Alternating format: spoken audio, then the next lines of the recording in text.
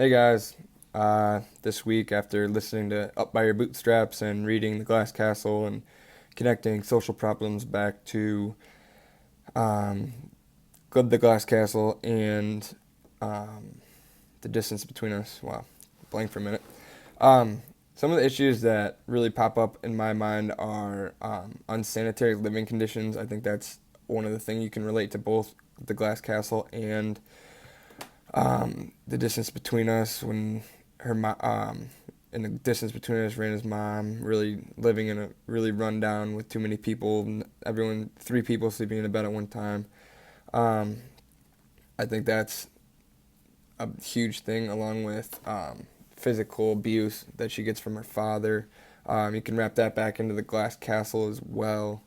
Um, and then as far as uh, social issues from Up by Your Bootstraps, I think one thing when she was getting interviewed, the thing that stuck out to me the most was she said if one fallacy that she has with poor conditions is if you are poor, you aren't working, and I think that's a very common thing that affluent people say about poor people is when they aren't working, um, when people are poor, it's like, oh, well, why don't they just go get a job, or why don't they just go do this or go do that to make money for themselves? But in all reality, these people are working just like everybody, all the characters in both stories. They are working really hard to get what they want to achieve and live a better life for their families. And I think that's a huge thing.